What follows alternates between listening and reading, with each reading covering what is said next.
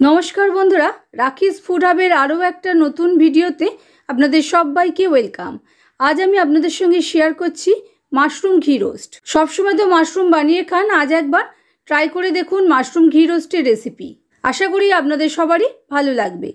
ताहले चलुन देखे नेওয়া যাক आजकेर भिडियो। एर जोन्नो देखुन 200 ग्राम माशरूम आमी भालो करे 2-3 बार जल पाल्टे धुए निয়েছি, নিয়ে তলার পোর্শনটা বাদ দিয়ে দুটো টুকরো করে নিয়েছি। আপনারা চাইলে 3টে বা 4টে টুকরো করে নিতে পারেন। মাশরুম রান্না হওয়ার পর অনেকটাই ছোট হয়ে যায় সাইজে, সেজন্য আমি একটু বড় টুকরোই রাখলাম। এবারে গ্যাস বার্নারের উপর একটা তাওয়া বসিয়ে নিয়েছি একটা ভাজা মশলা তৈরি করার জন্য।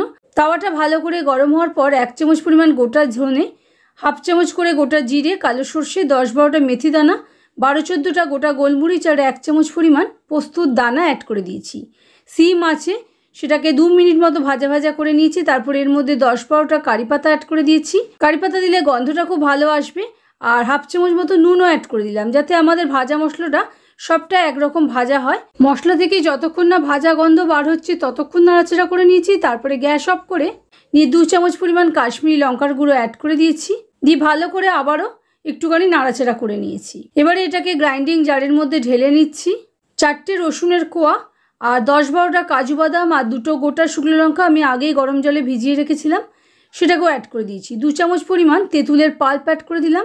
গুড়ের একটা টুকরো অ্যাড করে দিয়েছি, দিয়ে এটার একটা স্মুথ পেস্ট তৈরি করে নিচ্ছি। এবারে গ্যাস বার্নারের উপরে 2 চামচ পরিমাণ ঘি ভালো করে গরম করার পর 1/4 চামচ মতো হলুদ অ্যাড করে দিয়েছি। গ্যাসের ফ্লেমটা হাইতে করে দিয়ে মাশরুম অ্যাড করে দিয়েছি আর হাই ফ্লেমে সবটা ভাজা ভাজা করে নিচ্ছি।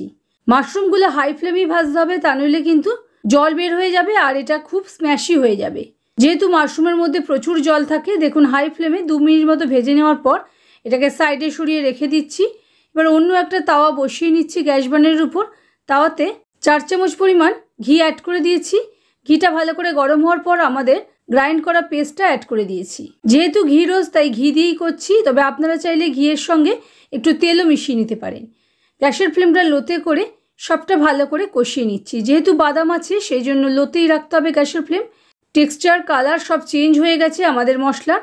এবারে এর মধ্যে ফ্রেশ ফ্লেভারের জন্য আরও 10-12টা কারি পাতা আমি অ্যাড করে দিয়েছি। দিয়ে আবারও মশলার সঙ্গে ভালো করে কষিয়ে নিচ্ছি। যতক্ষণ না মশলাটা খুব ভালো মতন উঠে চলে আসছে তাওয়া থেকে ততক্ষণ রান্না করে নিয়েছি। আবারও 1 চামচ পরিমাণ ঘি অ্যাড করে দিলাম। শেষের দিকে ঘিয়ের ব্যবহার করলে ফ্লেভারটা আরও বেশি ভালো পাওয়া যাবে। ঘিয়ে ভালো মতন ঘি বের হয়ে এসছে। যেহেতু মাশরুম ঘি রোস্ট, এর জন্য ঘিয়ের পরিমাণটা একটু বেশিই আছে। এবারে গ্যাসের ফ্লেমটা মিডিয়ামে করে দিয়ে আমাদের ভাজা মাশরুমটা আমি অ্যাড করে দিয়েছি। মিডিয়াম ফ্লেমেই সমানেই নাড়াচাড়া করে নিচ্ছি। মাশরুম যেহেতু খুব নরম, রান্না হতে একেবারেই বেশি সময় লাগে না। বাকি রান্নাটা আমরা মিডিয়াম ফ্লেমেই করে নেব। দেখুন নাড়তে নাড়তে দেখতেই পাচ্ছেন মাশরুমটা ভালো মতন সেদ্ধ হয়ে গেছে আর পুরো ঘিটা বের হয়ে এসছে। আমাদের মাশরুম ঘি রোস্ট কিন্তু রেডি হয়ে গেছে। এবারে গ্যাস অফ করে নিচ্ছি, এটাকে আমি সার্ভ করে নিচ্ছি। এই মাশরুম ঘি রোস্ট আমি বাসন্তী পোলাও আর ফিশ ফ্রাইয়ের সঙ্গে সার্ভ করেছি, তবে আপনারা চাইলে রুটি পরোটা সব কিছুর সঙ্গেই ট্রাই করতে পারেন। যদি আজকের রেসিপিটা আপনাদের ভালো লাগে তাহলে বাড়িতে একবার অবশ্যই ট্রাই করবেন আর কেমন হয়েছে আমাকে কমেন্টে জানাতে একেবারেই ভুলবেন না। ভিডিওটা প্রথম থেকে শেষ পর্যন্ত দেখার জন্য আপনাদের অসংখ্য ধন্যবাদ। ভালো থাকবেন, সুস্থ থাকবেন।